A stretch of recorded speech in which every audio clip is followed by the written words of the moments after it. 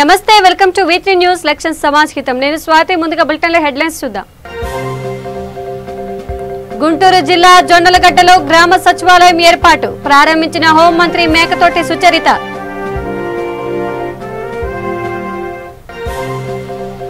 CM Jagan పై మాజీ మంత్రి Kollu Ravindra fire YCP ప్రభుత్వం ఒక కొత్త పరిశ్రమనైనా తీసుకురాలేదని వెల్లడి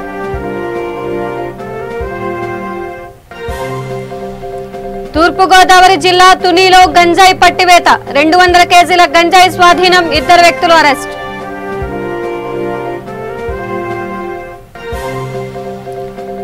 విశాఖలో ప్రజా సంఘాల నిరసన ర్యాలీ వ్యవసాయ చట్టాలను రద్దు చేయాలని డిమాండ్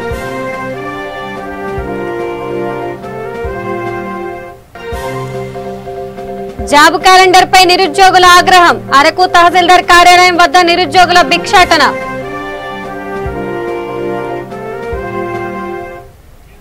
ఇక డీటెయిల్స్ చూస్తే గుంటూరు జిల్లా జొన్నలగడ్డ గ్రామ సచివాలయంను హోంమంత్రి మేకతోటి సుచరిత ప్రారంభించారు. ఈ సందర్భంగా గ్రామ సచివాలయ సేవలను కొనియాడారు. సీఎం జగన్ ప్రవేశపెట్టిన సంక్షేమ పథకాలను గ్రామ స్థాయిలో ప్రతి ఒక్కరికి అందుతున్నాయని అన్నారు. గ్రామ స్థాయిలోని మహిళలకు, విద్యార్థినులకు, వాలంటీర్లు, మహిళా పోలీసులకు దిశ యాప్పై అవగాహన కల్పిస్తారని హోంమంత్రి తెలిపారు. అదేవిధంగా మహిళా పోలీసులకు ప్రత్యేక శిక్షణ ఇచ్చేందుకు కూడా ఏర్పాట్లు జరుగుతున్నాయని స్పష్టం చేశారు.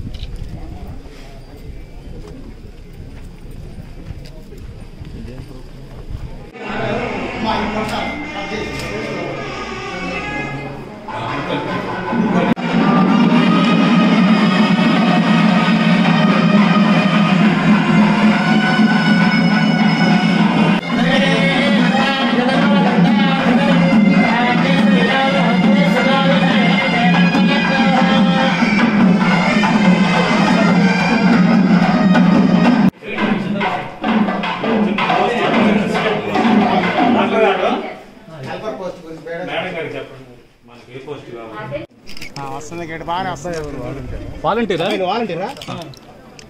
నువ్వు పక్క రానా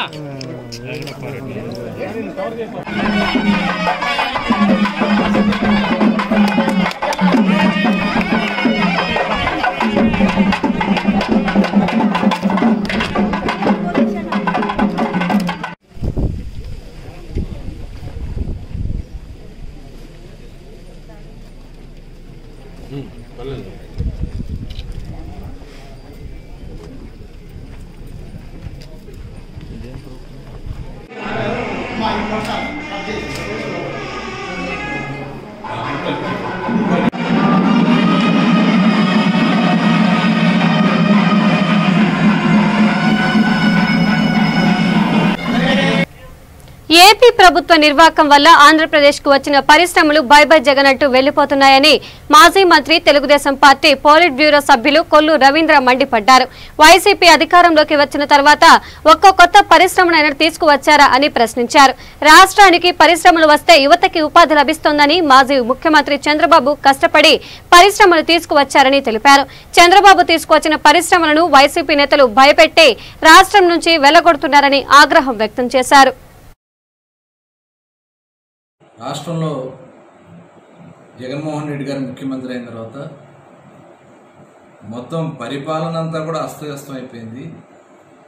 చివరికి గతంలో చంద్రబాబు నాయుడు గారి నాయకత్వాన్ని నమ్మి ఆంధ్రప్రదేశ్ రాష్ట్రం కొత్త పరిశ్రమలు పెట్టాలని అనేక పారిశ్రామికవేత్తలు ప్రపంచవ్యాప్తంగా వచ్చి అనేక పరిశ్రమలు పెట్టడానికి ముందుకు వస్తే మరి ఈరోజు ఈ రాష్ట్రంలో ఒక్కొక్క పరిశ్రమలో ఆయనకు వెళ్ళిపోతాం. జగన్మోహన్ రెడ్డి గారు అనేక మాటలు చెప్పారు. ప్రత్యేక హోదా వస్తే ప్రత్యేక హోదా తీసుకొస్తా, నాకు ఎక్కువ మంది పార్లమెంట్ సభ్యులు ఇవ్వండి అంటే ఇవాళ పార్లమెంట్ సభ్యులు ఇస్తే ప్రత్యేక హోదా గురించి కేంద్రం దగ్గరికి వెళ్ళి మాట్లాడారు. ఇవాళ అన్ని పరిశ్రమలు వెళ్ళిపోతా ఉన్నాయి. గతంలో మీరు ప్రచారం చేశారు బై బై బాబు అని చెప్పి, ఇవాళ బై బై జగన్ అని బై బై ఆంధ్రప్రదేశ్ అని చెప్పి అన్ని పరిశ్రమలు వెళ్ళిపోతున్నాయి. ఇవాళ కియా సెకండ్ ఫేజ్ ఆగిపోయింది. ఎందుకంటే సాక్షాత్తు మీ పార్లమెంటు సభ్యుడు వెళ్ళి ఆ కార్ల కంపెనీలో అక్కడ ఉన్నటువంటి సీఈఓని బెదిరిస్తే ఇంకా పరిశ్రమలు వస్తాయండి? ముఖ్యమంత్రి గారు చేసిన దానికే మళ్ళీ ప్రారంభోత్సవాలు చేసుకుని మేం చేసామని చెప్పుకునే విధంగా మీరు చేస్తా ఉన్నారే. ఇవాళ కియాకి సెకండ్ ఫేజ్ మరి పక్క రాష్ట్రానికి వెళ్ళిపోయింది. అలాగే ఒంగోలు పేపర్ మిల్ అత్యంత ప్రతిష్టాత్మకంగా ఆంధ్రప్రదేశ్ రాష్ట్రంలో, ఎందుకంటే ఇవాళ సుబాబుల్ రైతులు కానీ వీళ్ళందరూ కానీ అక్కడ ఉన్నటువంటి దానికోసం ఆ రోజు చంద్రబాబు నాయుడు గారు ఆలోచన చేసి ఒక పేపర్ మిల్ పెడితే రైతులకు కూడా మరి అభివృద్ధి వస్తుందని చెప్పి భావించి ఒంగోలు పేపర్ మిల్కి మెగా ప్రాజెక్ట్ చేస్తే ఇవాళ మీ వల్ల ఆ ఒంగోలు పేపర్ మిల్ ప్రాజెక్ట్ వెనక్కి వెళ్ళిపోయింది. అదేవిధంగా అదానీ గ్రూప్, మరి ఇవాళ ప్రపంచంలోనే అదానీ గ్రూప్ మరి అత్యంత పెద్ద సంస్థ, దాదాపు 70,000 కోట్ల పెట్టుబడితో ఆంధ్రప్రదేశ్ రాష్ట్రంలో వస్తే మరి ఆ వాళ్ళని కూడా ఈరోజు మీరు వెనక్కి పంపించేశారు. అలాగే విశాఖపట్నంలో లూలు గ్రూప్ మరి అతిపెద్ద కాంప్లెక్స్ని, షాపింగ్ కాంప్లెక్స్ని ఏర్పాటు చేయడానికి వాళ్ళు ముందుకు వస్తే మరి వాళ్ళని తరిమేశారు. నిజంగా ఆంధ్రప్రదేశ్ రాష్ట్రంలో ఎప్పటికీ అడుగు పెట్టమని చెప్పి లూలు గ్రూప్ మాట్లాడారంటే నిజంగా ఈ ముఖ్యమంత్రి గారు ఏ రకంగా ఈ పరిశ్రమను ప్రోత్సహించాలనే దానికి ఇది ఒక ఉదాహరణ. అట్లాగే హెచ్ఎస్బిసి బ్యాంక్, మరి అత్యంత ప్రపంచంలోనే హెచ్ఎస్బిసి బ్యాంక్ అంటే చాలా ప్రతిష్టాత్మకమైన బ్యాంక్, ఇవాళ ఆ బ్యాంక్ వెళ్ళిపోయింది. అదేవిధంగా ఫ్రాంక్లిన్ టెంపుల్టన్, మరి ఫ్రాంక్లిన్ టెంపుల్టన్ అనేది ప్రపంచంలోనే 500 ఫార్చ్యూన్ కంపెనీస్లో ఒకటిగా ఉన్నటువంటి మరి ఫ్రాంక్లిన్ టెంపుల్టన్ పరిశ్రమని మరి దాన్ని ఇవాళ మీరు అనుకోటేశారు. ఏమనంటే దాంట్లో మరి లోకేష్ గారి బినామీ సంస్థ అన్నారు. ఇవాళ సాక్షాత్తు జగన్మోహన్ రెడ్డి గారి పెట్టుబడి దాంట్లో పెట్టారు, ఆయన షేర్లు కొన్నారు దాంట్లో. మరి అటువంటి కంపెనీని ఇవాళ మీరు వెళ్ళగొట్టారంటే అసలు ఈ ఆంధ్ర రాష్ట్రాన్ని ఏం చేయాలనుకుంటున్నారు? రాష్ట్రంలో జగన్మోహన్ రెడ్డి గారు ముఖ్యమంత్రి అయిన తర్వాత మొత్తం పరిపాలన అంతా కూడా అస్తవ్యస్తం అయిపోయింది. చివరికి గతంలో చంద్రబాబు నాయుడు గారి నాయకత్వాన్ని నమ్మి ఆంధ్రప్రదేశ్ రాష్ట్రం కొత్త పరిశ్రమలు పెట్టాలని అనేక పారిశ్రామికవేత్తలు ప్రపంచవ్యాప్తంగా వచ్చి అనేక పరిశ్రమలు పెట్టడానికి ముందుకు వస్తే మరి ఈరోజు ఈ రాష్ట్రంలో ఒక్కొక్క పరిశ్రమలో ఆయనకు వెళ్ళిపోతాం. జగన్మోహన్ రెడ్డి గారు అనేక మాటలు చెప్పారు. ప్రత్యేక హోదా వస్తే ప్రత్యేక హోదా తీసుకొస్తా, నాకు ఎక్కువ మంది పార్లమెంట్ సభ్యులు ఇవ్వండి అంటే ఇవాళ పార్లమెంట్ సభ్యులు ఇస్తే ప్రత్యేక హోదా గురించి కేంద్రం దగ్గరికి వెళ్ళి మాట్లాడారు. ఇవాళ అన్ని పరిశ్రమలు వెళ్ళిపోతా ఉన్నాయి. గతంలో మీరు ప్రచారం చేశారు బై బై బాబు అని చెప్పి, ఇవాళ బై బై జగన్ అని, బై బై ఆంధ్రప్రదేశ్ అని చెప్పి అన్ని పరిశ్రమలు వెళ్ళిపోతున్నాయి.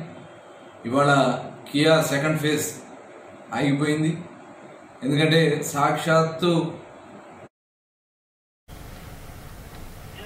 ఇక తూర్పు గోదావరి జిల్లా తుని పట్టణ జాతీయ రహదారి వద్ద పోలీసులు గంజాయిని పట్టుకున్నారు. ద్విచక్ర వాహనాలు తనిఖీ చేస్తుండగా బోలేరో వాహనంలో 200 కేజీల గంజాయి పట్టణ పోలీసులు గుర్తించి ఇద్దరిని అరెస్ట్ చేశారు. వారి వద్ద నుంచి బోలేరో వాహనం 2 సెల్ ఫోన్లు స్వాధీనం చేసుకున్నారు.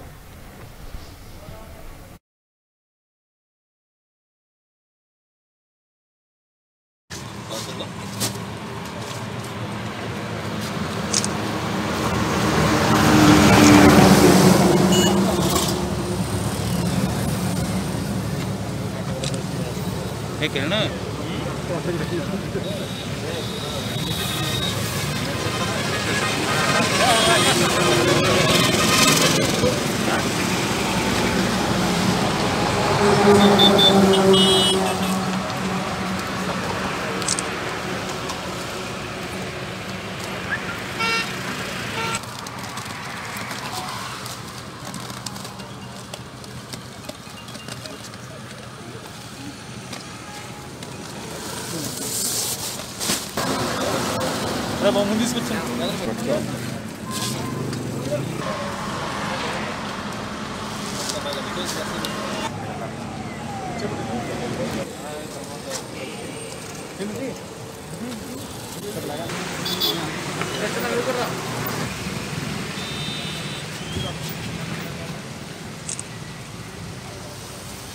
నమస్కారం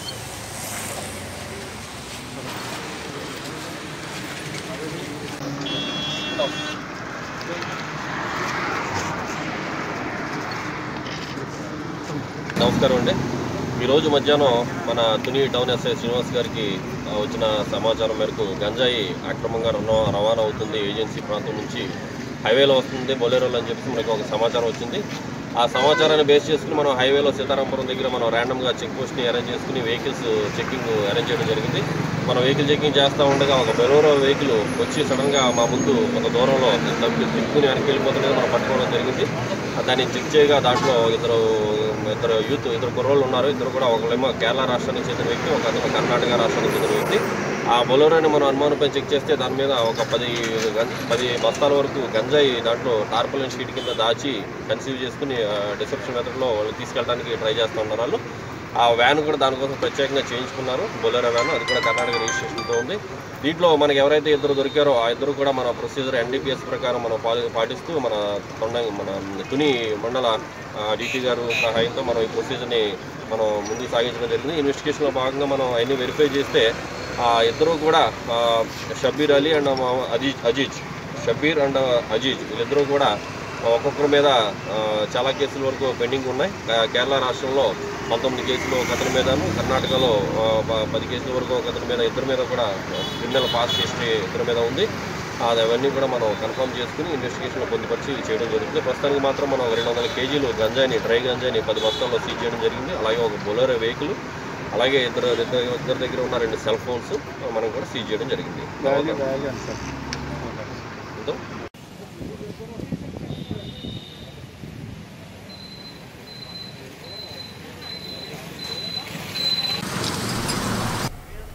ఇక వ్యవసాయ చట్టాలను రద్దు చేయాలనే డిమాండ్తో విశాఖలో ప్రజా సంఘాలు కేంద్ర ప్రభుత్వానికి వ్యతిరేకంగా నిరసన ర్యాలీ నిర్వహించారు. వివిధ రాష్ట్రాలకు చెందిన రైతులు, రైతు సంఘాలు నూతన సాగు చట్టాలకు వ్యతిరేకంగా రైతులు ఉద్యమాలు చేశారని అన్నారు. కరోనా కష్టకాలంలో కార్మికులకు కేంద్ర ప్రభుత్వం ఆదుకోవాలని స్టీల్ ప్లాంట్ యూనియన్ నేత మంత్రి రాజశేఖర్ కోరారు. నల్ల చట్టాలను రద్దు చేయాలని కోరారు.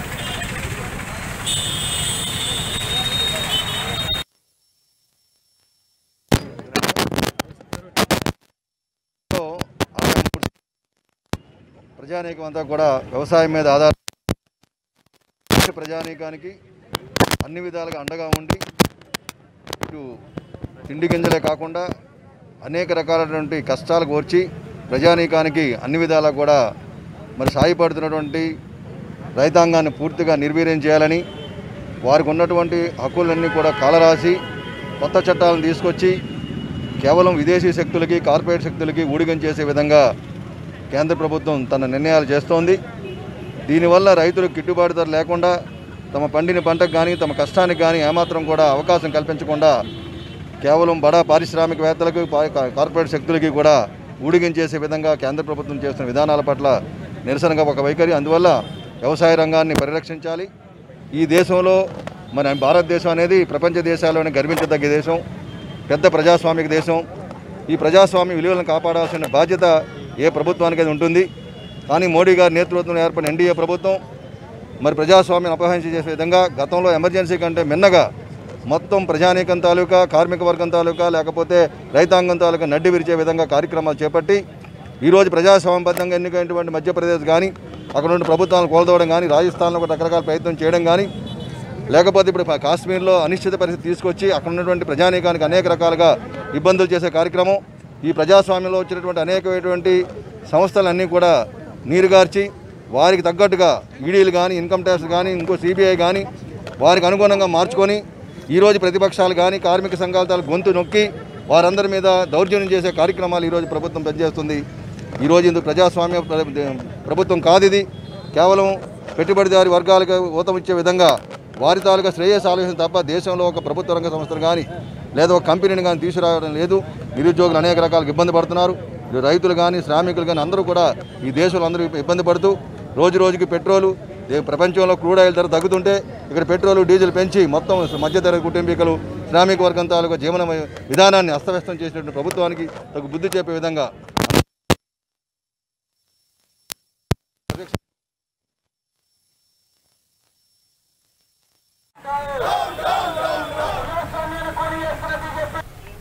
విశాఖ జిల్లా అరకు తహసీల్దార్ కార్యాలయం వద్ద నిరుద్యోగులు భిక్షాటన చేసి నిరసన వ్యక్తం చేశారు. జాబ్ క్యాలెండర్లో ఖాళీగా ఉన్న పూర్తి ఉద్యోగాలను చేర్చాలని కోరుతూ ఆంధ్రప్రదేశ్ గిరిజన సంఘం ఎస్ఎఫ్ఐ ఆధ్వర్యంలో తహసీల్దార్ కార్యాలయంలో భిక్షాటన కార్యక్రమం జరిగింది. ఈ సందర్భంగా గిరిజన సంఘం మండల నాయకులు పి రామన్న మాట్లాడుతూ నిరుద్యోగులు ఉపాధి లేక భిక్షమెత్తే స్థితికి ప్రభుత్వం దిగజార్చడం తగదని అన్నారు. కొత్త జాబ్ క్యాలెండర్లో ఉద్యోగాలు చేర్చకపోవడం ఫలితంగా చాలా మంది నిరుద్యోగులు నష్టపోవడం జరుగుతుందని ప్రభుత్వం తక్షణమే స్పందించాలని కోరారు.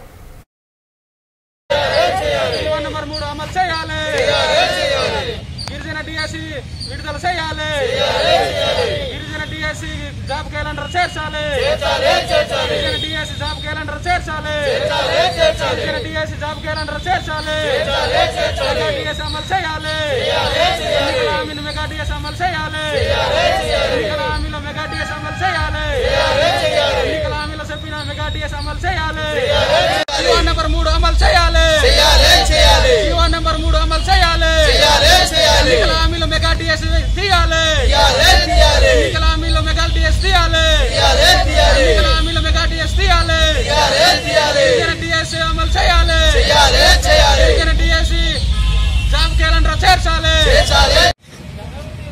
రాష్ట్ర ప్రభుత్వము జాబ్ క్యాలెండర్ విడుదల చేయడం జరిగింది. గిరిజన ప్రాంతంలో ఎటువంటి కూడా గిరిజన ప్రాంతాల ఉద్యోగాల అవకాశాలు లేనట్టుగా జాబ్ క్యాలెండర్ ఉంది. అందుకే గిరిజన స్పెషల్ డిఎస్సి జాబ్ క్యాలెండర్ చేర్చాలి. అలాగే గిరిజన ప్రాంతాలు బ్లాక్ పోస్టులు ఉన్నాయి, అవి కూడా భర్తీ చేయాలని, అలాగే ఎన్నికల సమయంలో హామీ ఇవ్వడం జరిగింది, మెగా డిఎస్ తీస్తామని, అది కూడా ఎన్నికల హామీని అమలు చేయాలనేసి గిరిజన సంఘం గిరిజన యువజన సంఘంగా డిమాండ్ చేస్తున్నాం. గిరిజన ప్రాంతంలో జీవో నెంబర్ 3 ప్రకారము గిరిజన ప్రాంతంలో గిరిజనులకు ఉద్యోగాలు ఇవ్వాలనేసి జీవో నెంబర్ 3 ప్రకారమే గిరిజన ప్రాంత ఉద్యోగ అవకాశాలు తీయాలనేసి డిమాండ్ చేయడం జరుగుతుంది. ఎన్నికల హామీ మెగా డిఎస్ అమలు చేయాలి, గిరిజన డిఎస్సి జాబ్ క్యాలెండర్ చేర్చాలి, గిరిజన డిఎస్సి జాబ్ క్యాలెండర్ చేర్చాలి. ఇక అనంతపురం జిల్లా పుట్టపర్తి మున్సిపల్ కార్యాలయం ఎదుట బీజేపీ జనసేన పార్టీల ఆధ్వర్యంలో నిరసన వ్యక్తం చేశారు. రాష్ట్ర ప్రభుత్వం పెంచిన ఇంటి పన్నులను తక్షణమే తగ్గించాలంటూ డిమాండ్ చేశారు. రాష్ట్ర ప్రభుత్వం తీసుకున్న నిర్ణయం వల్ల ప్రజలపై అధిక భారం పడుతుందన్నారు. కరోనా లాక్డౌన్ వల్ల తీవ్ర ఇబ్బందులు ఎదుర్కొంటున్న తరుణంలో జగన్ ప్రభుత్వం అధిక పన్నులు విధించి ప్రజలపై పెనుభారం మోపిందన్నారు. తక్షణమే ఇంటి పన్నులను తగ్గించకపోతే ఆందోళన కార్యక్రమాలు ఉధృతం చేస్తామని బీజేపీ జనసేన పార్టీ నాయకులు హెచ్చరించారు. అనంతరం వినతి పత్రాన్ని ఇన్ఛార్జ్ మున్సిపల్ కమిషనర్ మురళీకి సమర్పించారు.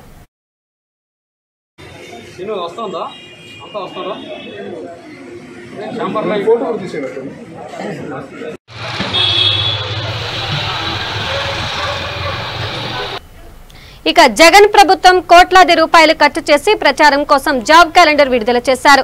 తప్ప ఏ నిరుద్యోగిని సంతృప్తి పరచలేదని సిపిఐ ఆంధ్రప్రదేశ్ రాష్ట్ర కార్యదర్శి రామకృష్ణ ఆరోపించారు. హైదరాబాద్ సిపిఐ రాష్ట్ర కార్యాలయంలో వివిధ ఉద్యోగాల కోసం ప్రిపేర్ అవుతున్న ఆంధ్రప్రదేశ్ నిరుద్యోగులతో ముఖాముఖి కార్యక్రమంలో ఆంధ్రప్రదేశ్ నిరుద్యోగ విద్యార్థులు ఏఐఎఫ్ నాయకులు పాల్గొన్నారు. ఈ సందర్భంగా వారు మాట్లాడుతూ రాష్ట్రంలో ఉన్న 13 జిల్లాల నిరుద్యోగులు అసంతృప్తితో ఉన్నారని, జగన్ విడుదల చేసిన జాబ్ క్యాలెండర్లో గ్రూప్ 1, గ్రూప్ 2 పోస్టులు కలిపి 36 మాత్రమే ఉండగా అందులో గ్రూప్ 2 5 పోస్టులు మాత్రమే ప్రకటించడం ఏ విధమైన రోస్టర్ వద్దతో చెప్పాలన్నారు.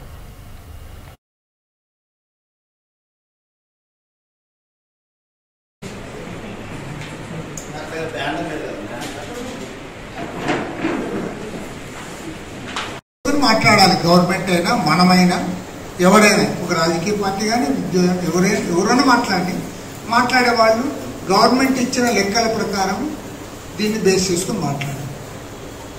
కానీ ఇప్పుడేమంటా ఉన్నావు నువ్వు, ఇవన్నీ పక్కన పెట్టేసి 10,000.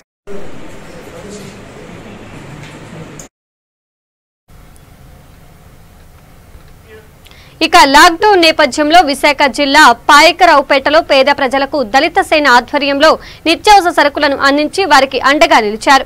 150 మంది పేద ప్రజలకు నిత్యావసరాలు అందజేశారు. ఈ కార్యక్రమంలో అర్జున్, సూరిబాబు, నాగరాజు తదితరులు పాల్గొన్నారు.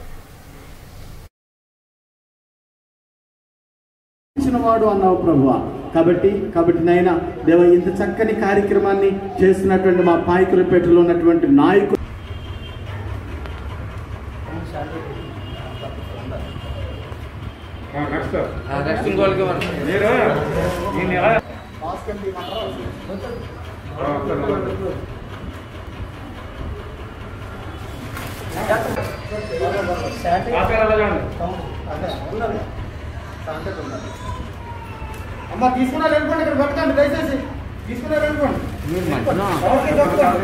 పాయకరావుపేట నాగరాజుపేట సచ్చు మన సోదరులు ప్రకాష్ గారి చర్చిలో 100 కుటుంబాలకి కరోనా కారణంగా ఇబ్బంది పడుతున్నటువంటి 100 పేద కుటుంబాలకి మరి బియ్యము, కందిపప్పు, టీ పొడి, పంచదార, మంచు నూనె, కాయగూరలు, బంగాళదుంపలు, ఉల్లిపాయలు అన్నీ కలిపి ఇంచుమించు 1300 రూపాయల విలువ గల వస్తువులు కుటుంబాలకు అందించడం జరిగింది. ఒక మహానుభావుడు దళిత సేనను ఆదరించి ప్రేమించి అడిగిన వెంటనే మరి ఇలాంటి పేద కుటుంబాలు ఉన్నాయి, వారికి సహాయార్థం మీరు చేయవలసిందిగా కోరుచున్నామని అడిగితే 50 కుటుంబాలు అడిగితే ఆయన 100 కుటుంబాలు ఇచ్చారు. కాబట్టి వారిని దేవుడు దీవించాలని, అంతేకాకుండా ఈ కరోనా కష్టకాలంలో ఈ యొక్క కార్యక్రమాన్ని సహకరించినటువంటి మా సోదరులు మరి నలపర్తి అర్జున్ రావు గారు, జొన్నగూడి సూరిబాబు గారు, కసింగోడి సత్యబాబు గారు, తాటిపాకు లోవరాజు గారు, మరి ఇంకా కొంతమంది మన నాగరాజు, వీళ్ళందరూ ఉన్నారు. వీళ్ళందరూ కూడా దేవుడు ఎంతో మేలు చేయాలని, వీరి కుటుంబాలు కూడా మేలు చేయాలని కోరుకుంటున్నాను.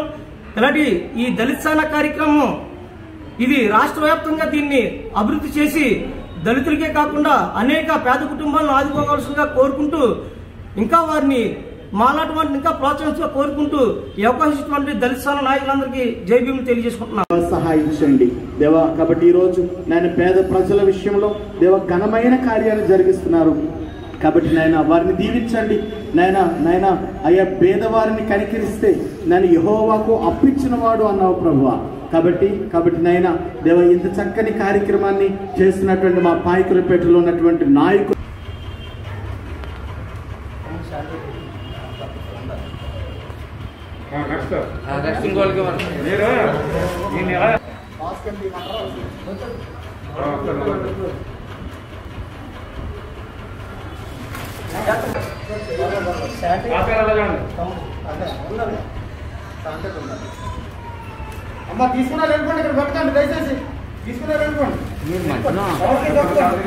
పాయకరావుపేట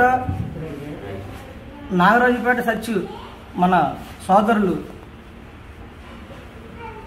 ప్రకాష్ గారి చర్చిలో 100 కుటుంబాలకి కరోనా కారణంగా ఇబ్బంది పడుతున్నటువంటి 100 పేద కుటుంబాలకి మరి బియ్యము, కందిపప్పు, టీ పొడి, పంచదార, మంచు నూనె, కాయగూరలు, బంగాళదుంపలు, ఉల్లిపాయలు అన్నీ కలిపి ఇంచుమించు 1300 రూపాయల విలువ గల వస్తువులు కుటుంబాలకు అందించడం జరిగింది.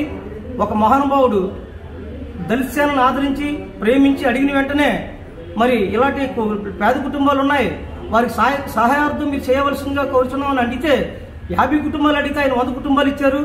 కాబట్టి వారిని దేవుడు దీవించాలని, అంతేకాకుండా ఈ కరోనా కష్టకాలంలో ఈ యొక్క కార్యక్రమాన్ని సహకరించినటువంటి మా సోదరులు మరి నలపర్తి అర్జున్ రావు గారు, జొన్నగూడి సూరిబాబు గారు, కసింగోడి సత్యబాబు గారు, తాటిపాకు లోవరాజు గారు, మరి ఇంకా కొంతమంది మన నాగరాజు, వీళ్ళందరూ ఉన్నారు. వీళ్ళందరూ కూడా దేవుడు ఎంతో మేలు చేయాలని, వీరి కుటుంబాలు కూడా మేలు చేయాలని కోరుకుంటున్నాను.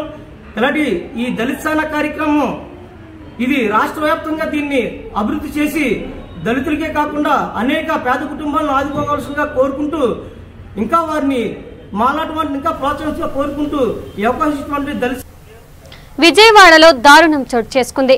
గుర్తు తెలియని వ్యక్తులు నడి రోడ్డుపై ఒక వ్యక్తిని కత్తులతో నరికి చంపాడు. సంఘటనా స్థలానికి చేరుకున్న పోలీసులు, క్లూస్ టీం స్థానికంగా ఉన్న సీసీ ఫుటేజ్ ను పరిశీలిస్తున్నారు.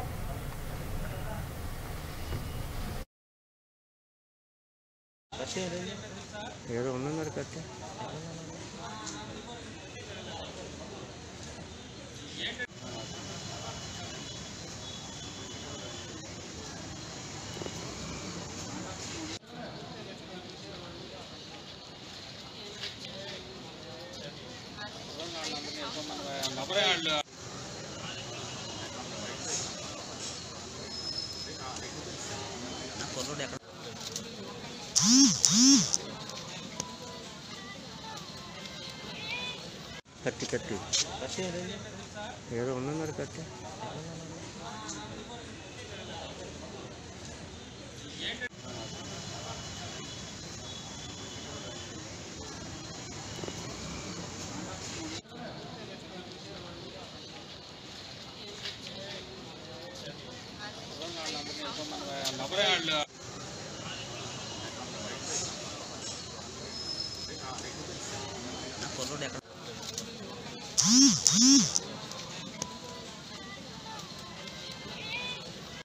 కట్టి ఏదో ఉన్నది కట్టి కట్టి ఏదో ఉన్నది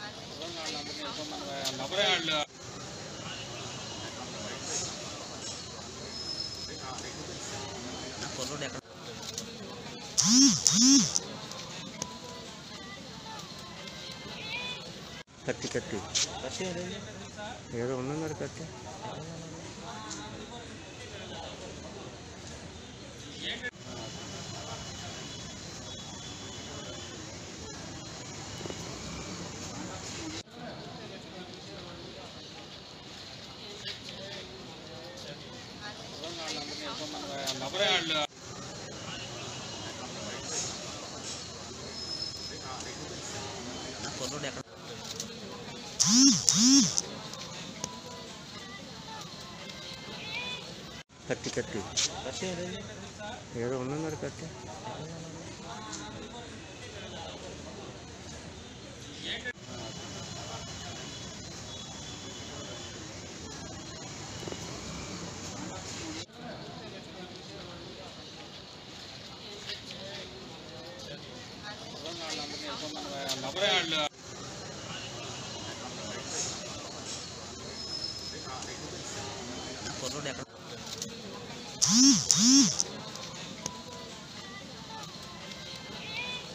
కట్టి కట్టి ఏదో ఉన్నది కట్టి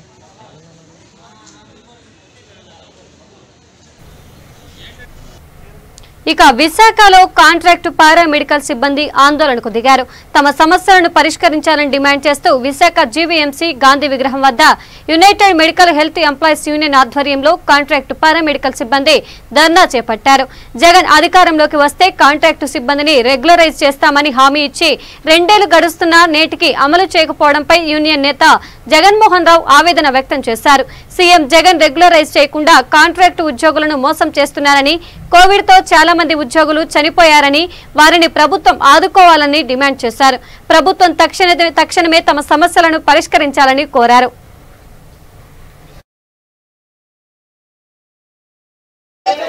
జగన్మోహన్ రెడ్డి గారు ఇచ్చిన హామీని వెంటనే అమలు చేయాలి. ఉద్యోగం ఇవ్వాలి. కోవిడ్ తో మరణించిన వారి కుటుంబానికి ఉద్యోగం ఇవ్వాలి. కోవిడ్ తో మరణించిన వారి కుటుంబానికి ఉద్యోగం ఇవ్వాలి.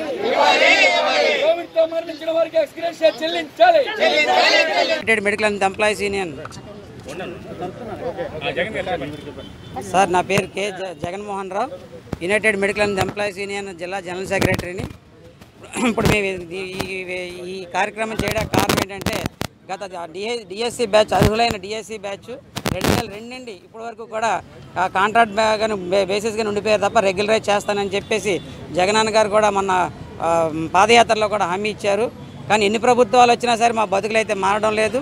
ఇప్పుడు కన్నా జగనన్న గారు వచ్చిన తర్వాత మారుతాయి అనుకున్నాం, కానీ 2 సంవత్సరాలు పూర్తి అయిపోయినా మా ఇష్యూస్ అయితే ఏమీ ఎత్తట్లేదు. కాబట్టి మేము ఇప్పుడు పేపర్ స్టేట్మెంట్ ఇచ్చి డిఎస్సి ప్రకారంగా rule of reservation order of merit ప్రకారంగానే మేము అందరూ వచ్చాం, కానీ దొడ్డిదారులు అయితే మేము రాలేదు. కాబట్టి మేము రెగ్యులరైజ్ చేయడానికి మేము అర్హులమే. కానీ మమ్మల్ని ఎందుకు అన్ని గవర్నమెంట్లు కూడా ఆ చిన్నచూపు చూసి జగనన్న గారు వస్తారు, మా ప్రభుత్వం జగనన్న ప్రభుత్వం వచ్చిన తర్వాత మేము రెగ్యులర్ అవుతాం అనుకున్నాం, కానీ 2 సంవత్సరాలు గడిపిన లేదు. కాబట్టి ఇప్పటికన్నా ఆయన మా మీద దయచేసి కనికరించి చేస్తారేమో అని ఇప్పటికీ కూడా మేము రిక్వెస్ట్గానే మాట్లాడుతున్నాం. కానీ ఇదే ఇప్పుడు ఈ నిర్ణయాలన్నీ కూడా చేయకపోతే మాత్రం రేపొద్దున్న భవిష్యత్తులో మేము తప్పదు, ఇంకా ఉపేక్షించే పరిస్థితి అయితే లేదు. కాబట్టి అది అల్టిమేట్గా మేము మన సీఎం గవర్నమెంట్కి ఇచ్చేది ఏంటంటే, మేము ఇప్పటివరకు కూడా మీరు చెప్పినట్టుగా చేసాం. 2.5 సంవత్సరాలు కూడా మీరు ఎలాగైతే చేస్తారని అనుకున్నాం. మీరు ఇంకా ఇదే పరిస్థితిలో ఉంటే మాత్రం మేము మీ జగనన్న గారి మీద ప్రభుత్వం మీద ఎదురు తిరగ తప్పదు. కాబట్టి మా సహనానికి కూడా కొంత ఉంటుంది. కాబట్టి ఇప్పుడు ఆల్రెడీ మేము అందరం కూడా 52 సంవత్సరాలు వచ్చేసి ఉన్నాము. మా పిల్లలు కూడా పెళ్ళిళ్ళు అయిపోతున్నా సరే మాకు బతుకు ఇంకో ఈ ఉద్యోగం తప్ప ఇంకో ఉద్యోగం మాకు లేదు. ఎవరు కూడా ఎక్కడికి వెళ్ళినా మేము పనికిరాము. ఇంకా మా డిమాండ్ అంటే ఇది అర్హులైన కాంట్రాక్ట్ ఎంప్లాయీస్ అందరినీ ఆయన రెగ్యులర్ చేస్తాను తీసుకుంటాను అన్న పాదయాత్రలో చెప్పారు. అదేవిధంగా డిఎస్సి ద్వారా వచ్చిన అందరినీ కూడా రెగ్యులర్ చేస్తానన్నారని చూస్తున్నాం. అది మా డిమాండ్. అలాగే కాంట్రాక్ట్ ఉద్యోగస్తులందరినీ రెగ్యులర్ చేయాలి.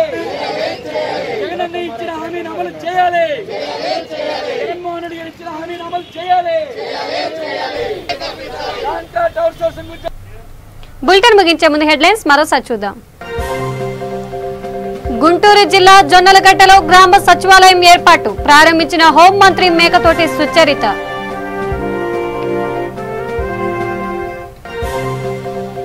సీఎం జగన్ పై మాజీ మంత్రి కొల్లు రవీంద్ర ఫైర్. వైసీపీ ప్రభుత్వం ఒక కొత్త పరిశ్రమనైనా తీసుకురాలేదని వెల్లడి.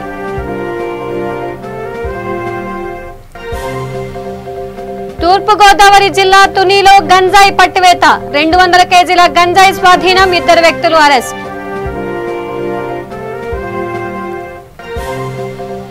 విశాఖలో ప్రజా సంఘాల నిరసన ర్యాలీ. వ్యవసాయ చట్టాలను రద్దు చేయాలని డిమాండ్.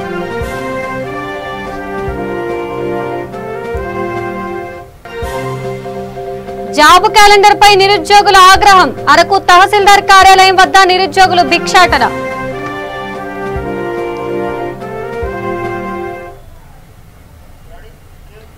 ఇవి బులెటిన్ అప్డేట్స్.